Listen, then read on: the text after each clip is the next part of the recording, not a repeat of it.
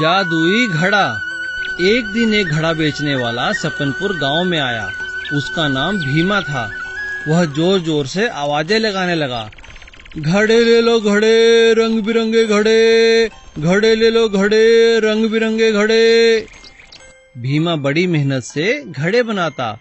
उसके घड़ों पर रंग बिरंगी चित्रकारी भी होती थी। लेकिन इस गांव में काफी देर घूमने के बाद भी भीमा का एक भी घड़ा नहीं बिका।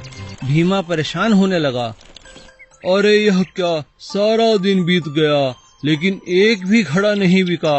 अब तो घर लौटने का वक्त हो चला है। भीमा अपने गांव की ओर लौट गया। रास्ते में उसे प्यास लगी। बहुत प्यास लग रही है। यहाँ तो कोई नदी और तालाब भी नहीं है। चलो आगे चल के देखता हूँ। भीमा को थोड़ी ही दूर चलने पर एक कुआं दिखा। अरे मिल गया पानी का स्रोत, चलो पानी पी लेता हूँ।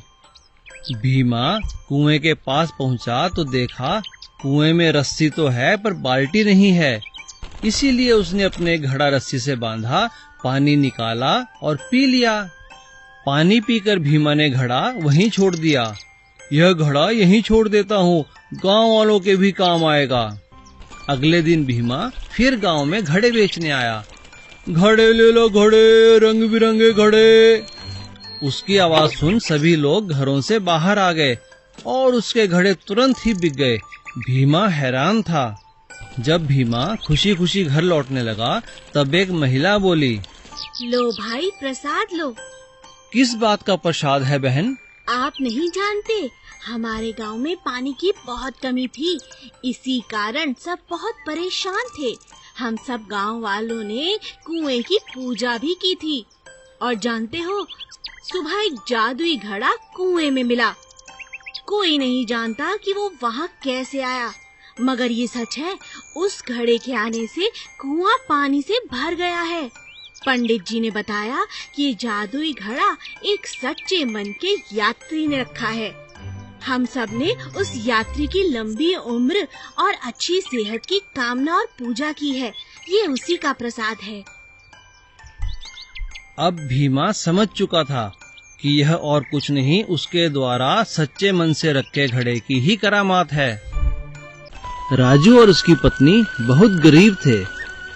बहुत मेहनत के बाद ही वे अपना गुजारा कर पाते थे। राजू मिट्टी के बर्तन बनाता और उसकी पत्नी उन पर रंग लगाती। सुनो जी, अब ये सब काम छोड़ो और खाना खा लो।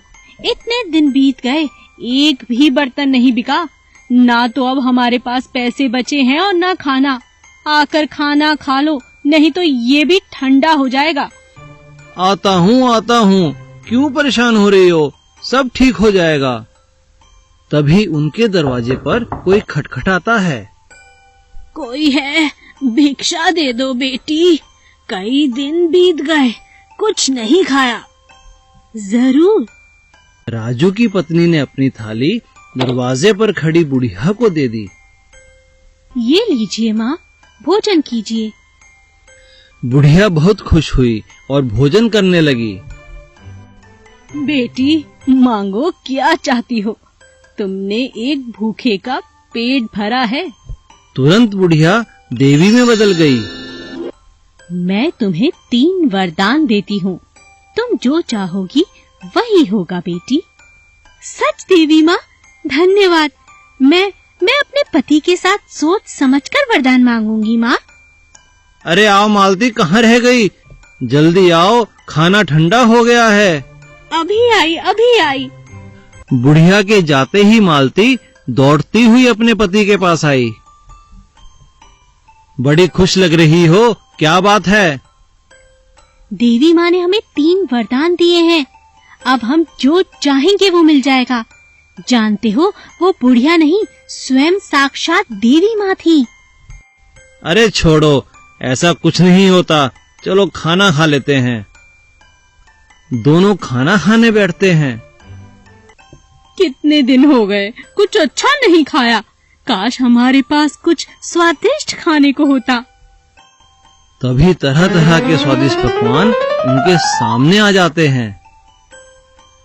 अरे यह क्या हुआ? तुम्हारी बात तो सच साबित हो गई। ओहो, ये क्या किया मैंने? एक वरदान बर्बाद कर दिया। चलो छोड़ो, खाना खा लेते हैं। ये है क्या? कोई मिठाई नहीं। बिना मिठाई खाए कुछ अच्छा नहीं लग रहा। तभी सभी थालियां मिठाइयों से भर जाती हैं। यह क्या? इतनी मिठाइयां किस काम की? इन्हें तो हम एक दिन में नहीं खा सकते। तुम ठीक कहते हो। इन्हें संभाल ले तो कई दिन तक खा सकते हैं, है ना?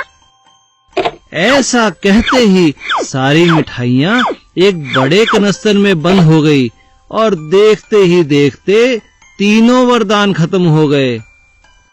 अरे यह क्या मालती, हमने तीनों वरदान खत्म कर दिए।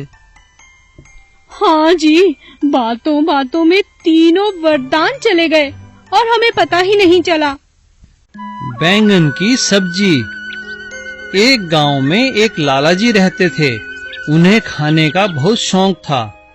सारा दिन लाला जी बस खाते ही रहते थे। अरे शांति, जल्दी जल्दी खाना लाओ, कहाँ रह गई? बहुत भूख लगी है। अभी आई। अरे वाह, बहुत अच्छा खाना बनाया है तुमने, बहुत मजा आ गया। बस बस, आप तो बस हमेशा मेरी तारीफ ही करते रहते हैं। आपको खाना पसंद है और मुझे बनाना। अब जल्दी बताओ, रात में आपके लिए क्या बनाऊं? रात में तो सीताफल ही बनाना। लाला जी काम पर चले गए और रास्ते में उन्हें फिर भूख लगी तो लाला जी पेड़ के नीचे बैठ गए। अरे अभी तो भोजन किया था, चलते चलते फिर भूख लग गई। तभी एक आवाज आई। अरे बस करो, आकर खाना खा लो। यह किसान की पत्नी थी जो किसान के लिए खाना लाई थी। अरे यह क्या पका कर लाई है? बड़ी अच्छी खुशबू आ रही है। लाओ लाओ, बड़ी भूख लगी है। तभी किसान की पत्नी ने लाला जी को देखा और कहा, लाला जी नमस्ते, ये लीजिए, आप भी खाएं। ये बैंगन की सब्जी है। बैंगन? यह तो मैंने कभी नहीं खाया। बहुत बढ़िया, यह तो बहुत स्वादिष्ट है। क्या तुम बता सकती हो ये सब्जी कहाँ मिलेगी? मैं इसे घर ले जाऊंगा। तब किसान ने अपने खेत से 2 बैंगन तोड़कर लाला जी को दिए। शाम को लाला जी ने अपनी पत्नी से किसान की पत्नी के बने बैंगन की खूब तारीफ की। अच्छा, बस भी करो, मैं अभी बढ़िया सी सब्जी बनाती हूँ। सेठ इंतजार करने लगा और पत्नी बैंगन पकाने लगी। अरे वाह, ये सब्जी का रंग तो बहुत अच्छा लग रहा है। चक्कर देखती हूँ। वाह, स्वादिष्ट। वह स्वादिष्ट था। अभी पत्नी ने चखा ही था और उसे खाने का दिल किया। उसने झट से पूरा बैंगन खा लिया। फिर वो खाना लेकर लाला जी के पास पहुंची। अरे यह क्या? यह तो सिर्फ एक ही बैंगन है, दूसरा कहाँ है?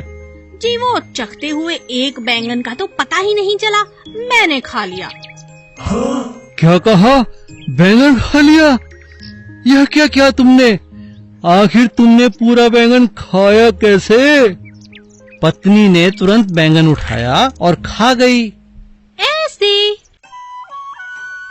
मायावी मटकी। मदन एक बहुत ही ईमानदार लड़का था। वो बहुत मेहनत करता। उसका एक छोटा सा खेत था। एक दिन खेत में काम करने के बाद जब मदन घर लौट रहा था, अचानक रास्ते में उसका पैर एक पत्थर से टकराया और वह जमीन पर गिर पड़ा। अरे मेरे पैर के बीच में क्या अटका जो मैं गिर पड़ा? अच्छा, ये पत्थर है, इसे उठाकर कहीं दूर रख देता हूँ। मदन ने उस पत्थर को उठाया और पास ही पेड़ के नीचे घड़े में डाल दिया। वह घड़ा वहाँ पर पहले से ही पड़ा था, जो बिल्कुल खाली था। लेकिन अचानक देखते ही देखते घड़ा पत्थरों से भर गया। अरे ये तो कोई मायावी मटका लगता है, इसे घर लेकर चलता हूँ। मदन की पत्नी मटका पाकर बहुत खुश होती है। अरे वाह, क्या ये सच में मायावी मटकी है? मैं अभी इसमें जेवर डालकर देखती हूँ। जैसे ही मटके में अपने जेवर डाले तो मटका गहनों से भर गया। मदन और उसकी पत्नी बहुत खुश थे। वे जब चाहते मटके में जेवर डालते और जेवर दुगने हो जाते और वे उन्हें बेचकर अपना घर चलाते। देखते ही देखते मदन और उसकी पत्नी ने अपना एक सुंदर घर बना लिया। अब वह खेत पर भी नहीं जाता। दोनों पति पत्नी बहुत खुश थे और अच्छी जिंदगी जी रहे थे। उनके पास अब किसी चीज की कोई कमी नहीं थी। जब कपड़ा चाहते तो घड़े में कपड़ा डाल देते, जब पैसा चाहते तो घड़े में पैसा डाल देते। ऐसा करते उन्हें कई दिन बीत गए। एक दिन उनके पड़ोसी श्यामलाल को उन पर शक होने लगा। अरे, कुछ ही दिनों में ये मदन इतना पैसे वाला कैसे हो गया? पहले तो बहुत गरीब था, 2 वक्त की रोटी भी नहीं थी उसके पास। अब देखो, कोई कमी नहीं है। लगता है इनके हाथ कोई खजाना लग गया है। मुझे इन पर नजर रखनी पड़ेगी। श्यामलाल ने लगातार मदन पर नजर रखनी शुरू कर दी। एक दिन उसने मदन की पत्नी को घड़े के अंदर कुछ सिक्के डालते देखा और कुछ ही पलों में मटका सिक्कों से भर गया। यह देख श्यामलाल की आंखें खुली रह गई। यही वो राज है जिसके कारण इन्हें कोई कमी नहीं रहती। बहुत धन कमा लिया मदन। और मौका पाकर श्यामलाल ने वह मटका चुरा लिया। लेकिन जैसे ही श्यामलाल ने अपना हाथ उस मटके में डाला, उसके कई हाथ हो गए। वह जोर जोर से चिल्लाने लगा, अरे बचाओ, अरे बचाओ, कोई तो मुझे बचाओ, मैं इस मटके में फंस गया हूँ। तभी मदन और उसकी पत्नी बाहर आए और उन्होंने मटका फोड़कर श्यामलाल के हाथ को बाहर निकाला। मुझे माफ कर दो मदन, मुझे माफ कर दो, मैंने ही तुम्हारा मटका चुराया था लालच में आकर। अच्छा हुआ ये मटका टूट गया, इसके कारण मैं भी बहुत आलसी हो गया था। जो मजा मेहनत की रोटी में है, वह मायावी चीजों में नहीं। Please subscribe.